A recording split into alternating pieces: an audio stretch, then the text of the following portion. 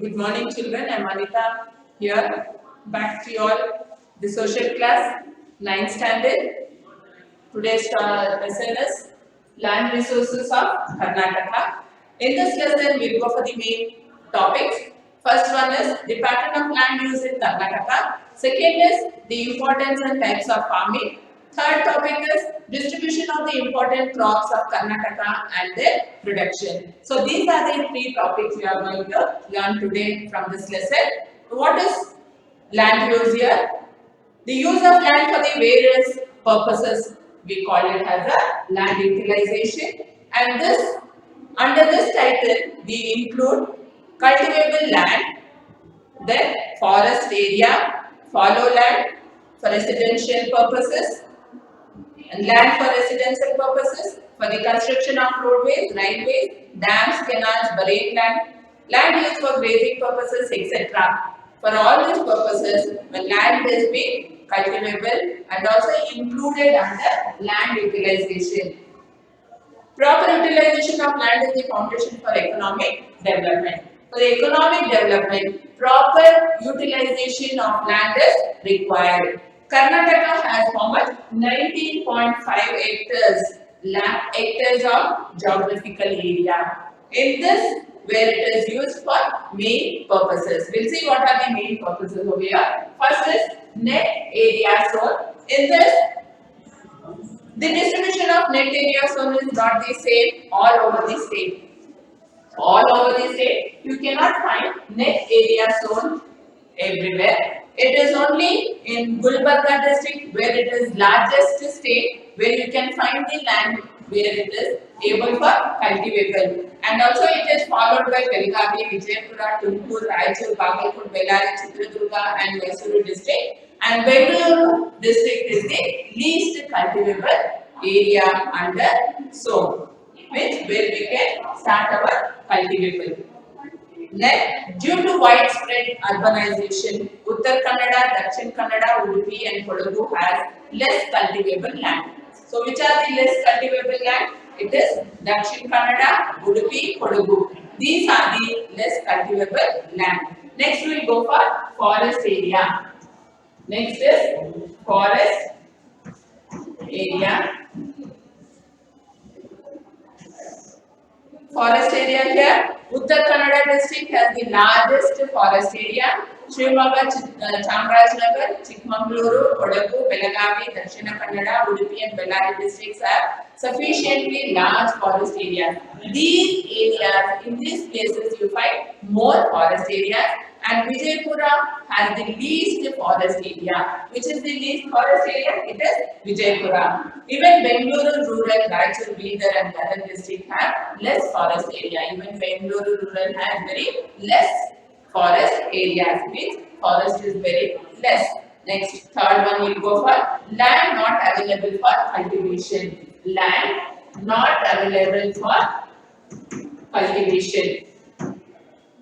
Here, this land is not used for cultivation but for other purposes like rail roads, residences, industries and irrigation projects.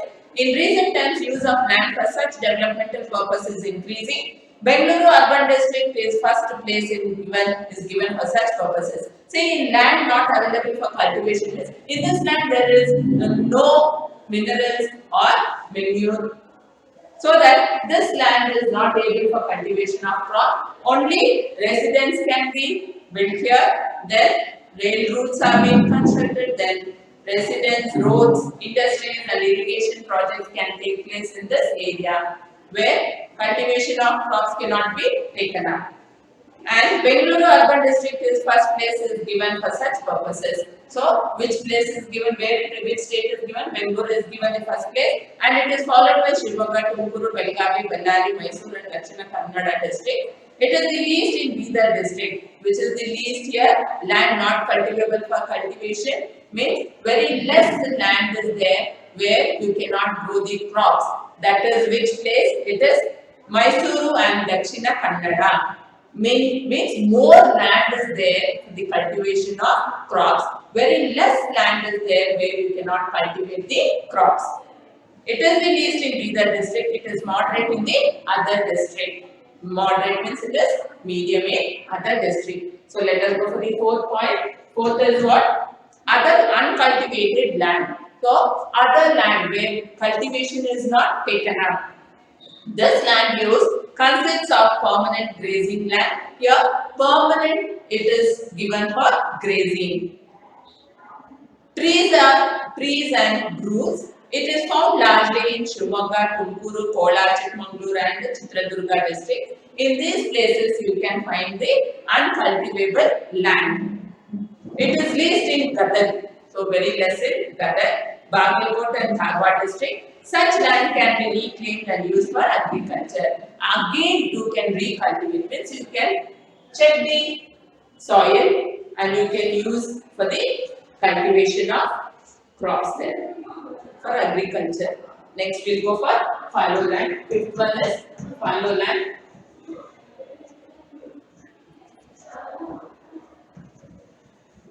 Fallow land. What is fallow land? Land which has not been cultivated for more than 2 or 3 years is called fallow land. Means in this land you can cultivate the crops only for 2 to 3 years. After 2 to 3 years, it is very difficult for you to cultivate the crops. So such land you call it as the fallow land. Kalburgi district has the largest area as fallow land. So under this fallow land, you will find which district? It is Kalburgi district. It is followed by Rajur, Belagavi, Vijaypura, Koppal and Tumkuru districts. There is very little fallow land in Chikmagaluru. So this type of land, fallow land, you will find very less in Chikmagaluru. However, such land area has increased in these districts. Such land also can be reclaimed and utilized for agriculture.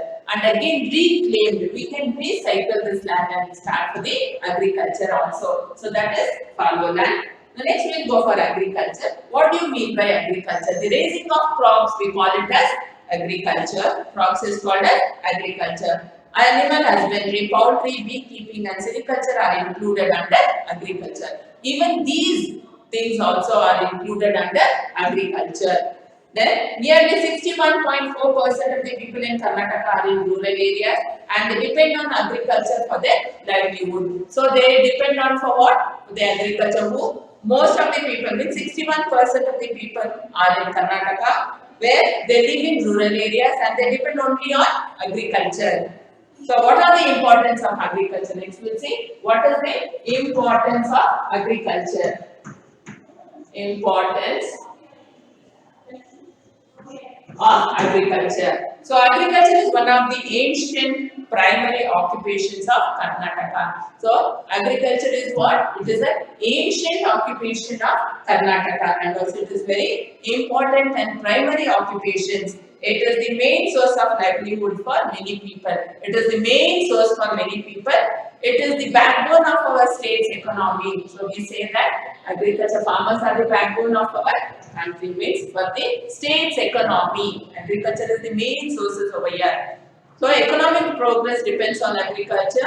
So economic progress means finance. Financially. So financially means finance progress if you want to depend, it depends on agriculture. Agriculture provides employment for the people. Means many people can work under agriculture sector. It is also provides food for the people and raw materials to the industry. So what does agriculture give us? Agriculture gives us food and also raw materials for the industries. It is a source of revenue to the state and to earn foreign exchange, and it is a very good source for the revenue, and it also earns foreign exchange, means we can send these goods, that is raw materials, example cotton is sending for the other countries, no? That we say foreign exchange.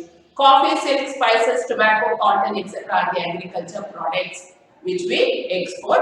Agriculture helps in the development of territorial occupations like transport, banking, insurance, etc. So it helps. Which one? Agriculture helps in transport, banking, insurance, etc. And it plays an important role in the political and social system of the state. So it plays a very important role in the social system. So here I stop, children. Goodbye. We'll go for the next class, the next topic, types of cultivation.